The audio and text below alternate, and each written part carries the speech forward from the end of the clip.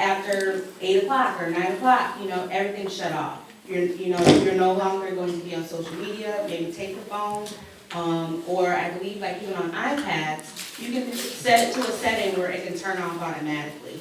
The biggest thing is monitor what your children are doing and where they're going. Always keeping track of the history. And if the time comes, you see something that you feel maybe may not be appropriate for them, make a conversation out of it. And try to understand, well, can you tell me a little bit more about how this TikTok thing works? And what types of stuff do you like to post? What type of stuff do you like to read?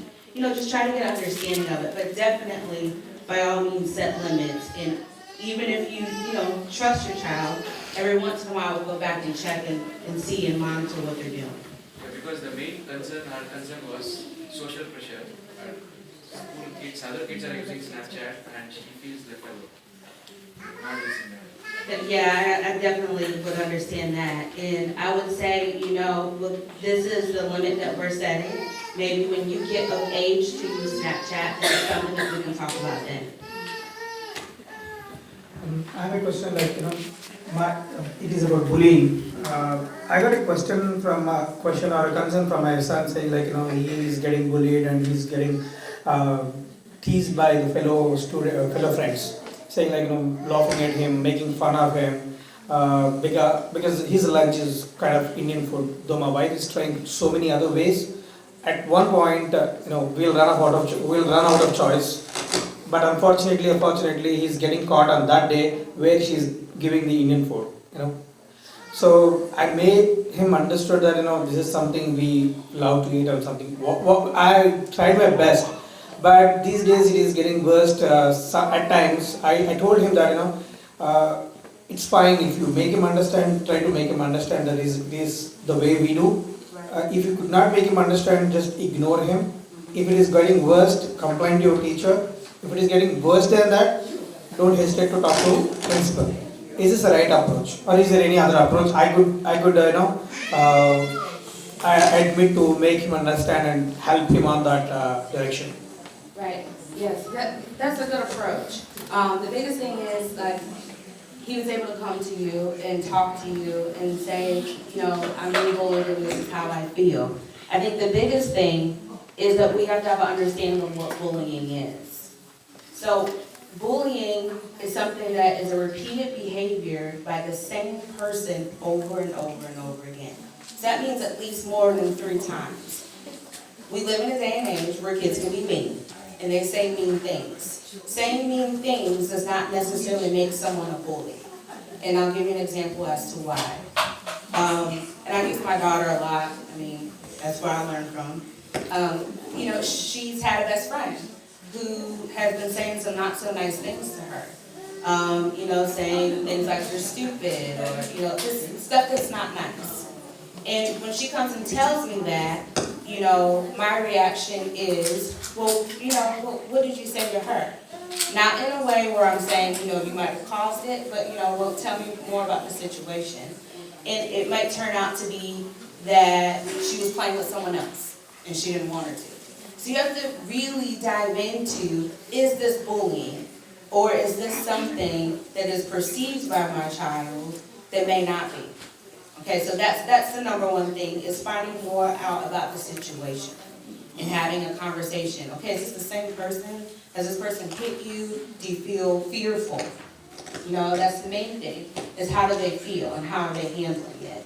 So if it is truly bullying, you've got it right, exactly right. You want them to first, I always tell her, you have to watch your reaction.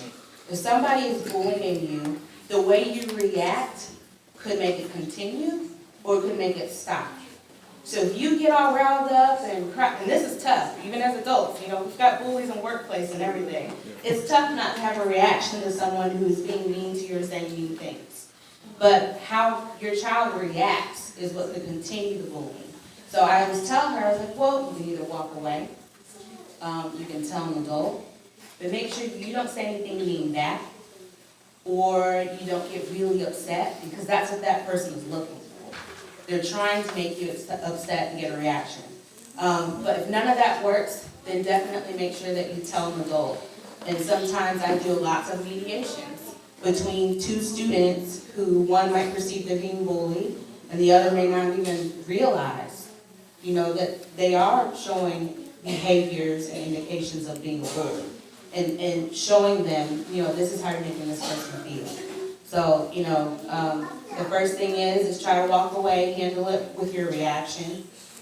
Maybe tell an adult, a teacher, and then always tell your parent. And then if it comes to the point where there needs to be some type of peer mediation, then that can always help as well. I have a question. It's not about comparison, and this is just I want to validate myself. Okay, we all think that what we thinking is right. We are not going to care about what others are going to say. Okay, with that said, setting the bars for our kids at high level, we know they are capable of doing it, and we are not going to pressurize them to reach it, but you have to make them to try it out. And when you say that, and on the other side, they simply say, "No, I'm not able to do that. Let me not even give a try." In that situation, what will you do? Okay, sorry, can you say that one more time? Okay. What I'm saying is, we know our talent, our kids' talent.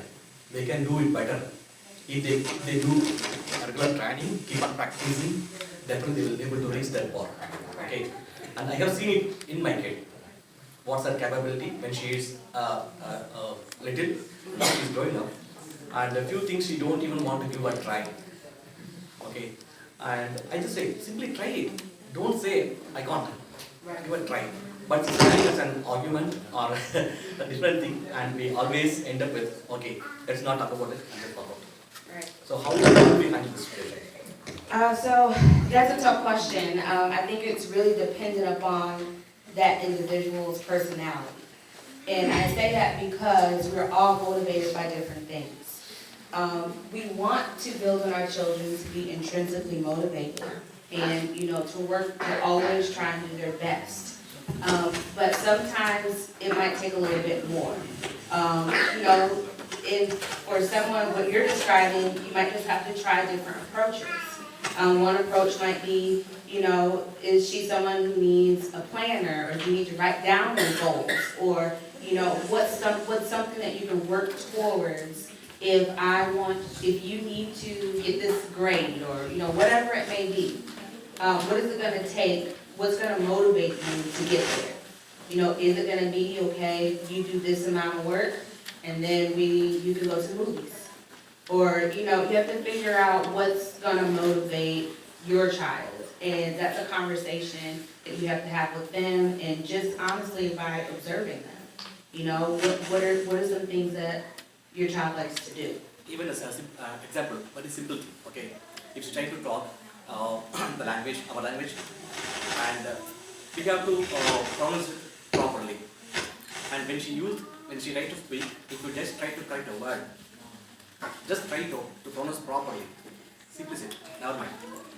And just it's not about you are going to put all your effort and then go do something hard. Just simple talking and pronounce it correct. That's it. Even for that also it is not they are ready to do. And I don't know how we bring the outcomes. That's what I'm saying. So do you typically do that by practicing with a conversation? Yes. Okay, so maybe try to take a different approach as far No, as... it's a conversation itself. She will try to avoid it. And then, okay, if I'm talking on this, so you are pushing on this. Let me not talk on this. That's it. So are you Completely saying... cutting off the communication. I'm sorry, I'm having a hard time understanding. Okay. Say for example, as I said, right, the language what we speak is Tamil. Right. Okay. And when she talks in Tamil, she won't even often talk in Tamil much, but sometimes she will talk. Okay. And when she talks in Tamil, she is mispronouncing the word while she's reading or while she's preparing for some exams. She's reading it wrong. Okay. And when I say correct it, she simply says, "Let me not read this." Okay, I got what you're saying. So I'm going to compare this to how we teach, like, writing the alphabet, okay? And just learning how to build writing an English sentence and the structure of it. With my daughter now, the experience of working with students, with them sounding out the words phonetically, okay? You have to let them make mistakes.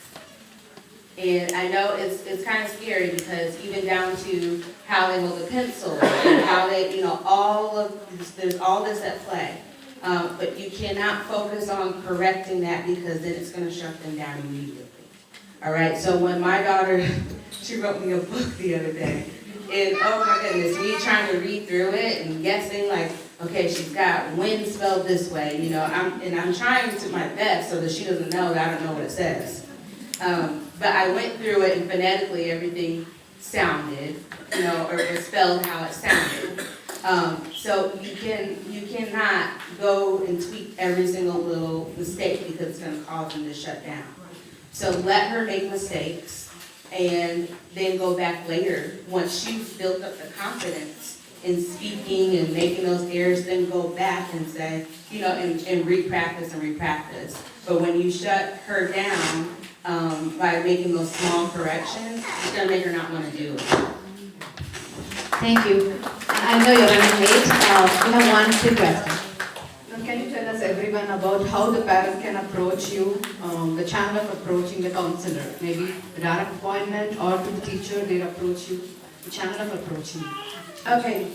In schools. In schools. So it can be different depending on the school, but typically, and I can't speak for all school counselors, but we do have standards, and typically by the standard, there's 3 ways that a child can get in touch with a counselor. Most of the time counselors have mailboxes outside their office, and they can leave them a note, which is confidential. So that means that no one else will really know what the note says. And I always encourage the kids, make sure you put your name, your first name and your last name, and don't write exactly what the problem is. Just say that you need to see me. And sometimes I'll have them rate if it's a really big problem or if it's really small. And that also gets them kind of thinking about what they want to talk to me about. The second way is they can tell their teacher. I get lots of emails from teachers saying that a certain child might want to meet with me. And the third way is to always tell your parents. So I go into every single classroom and I tell the kids, this is how you can make an appointment with me. And I say, if you tell your mom and dad that you've got a problem that you want to talk to your school counselor about, they can email me or call me. So those are the 3 ways that kids can make an appointment. Thank you. Thank you so much, Ms. Fraser. I know you're running late. Thank you so much for your time. Thank you.